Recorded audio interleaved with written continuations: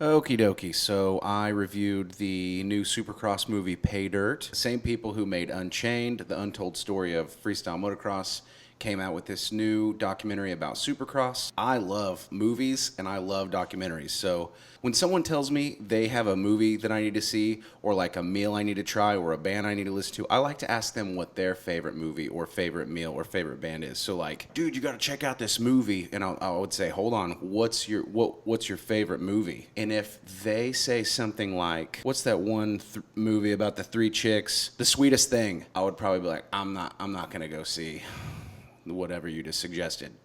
But if they said something like The Zodiac, that movie, David Fincher, then we probably agree on something. So I'm going to tell you a few documentaries that I loved, and then I'll tell you why I love this one. Pay Dirt. So the 7-5, which is about crooked cops. Dust to Glory, which is the Baja 1000 documentary about some dude who makes friends with an octopus in the ocean. And those three are awesome. This movie probably banks more on the idea that you already know your stuff. So like, it's not going to take you back to like Supercross starts with a man on a motorcycle. It doesn't do that stuff. It even says in the movie, this isn't the history of Supercross. This is the story of Supercross. And I don't want to give too much away. So it starts off with a super intriguing interview.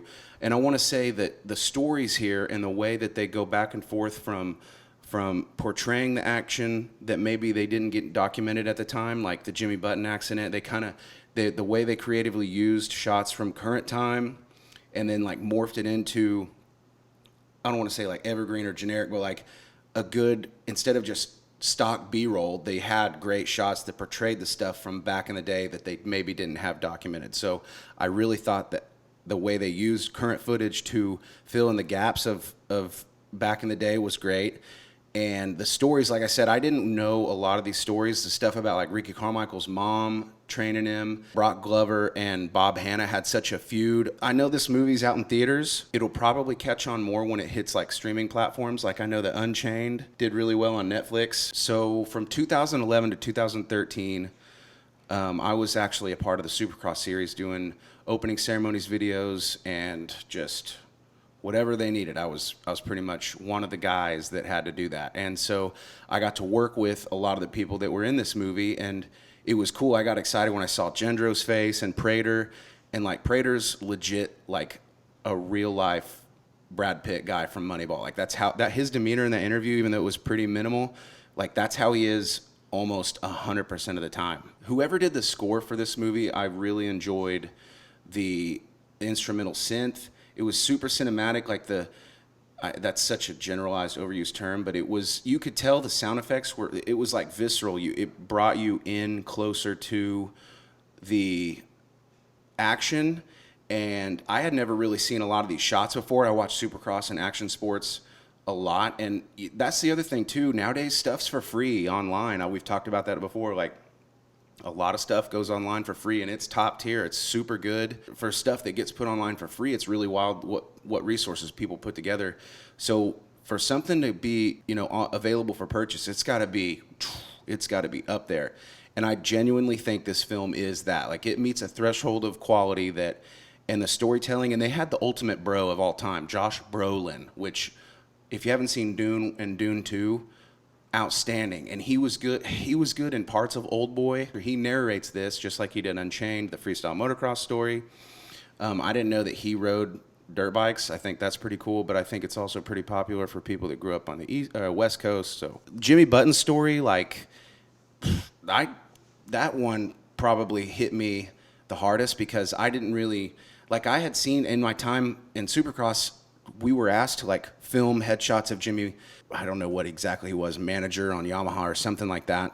I knew his story, but I didn't know those specifics of it, and the way they portrayed it and how it came from his mouth, like just what the doctors were telling him and what he told the doctors. It still like gives me goosebumps. And so, I mean, his story is super inspiring. And here's a little Tic Tac size, little humble brag. So I was looking up him on Instagram, and then turns out he followed me already. So that was pretty neat. Yeah, I didn't know that the backstory of how motocross started was pretty much in World War II.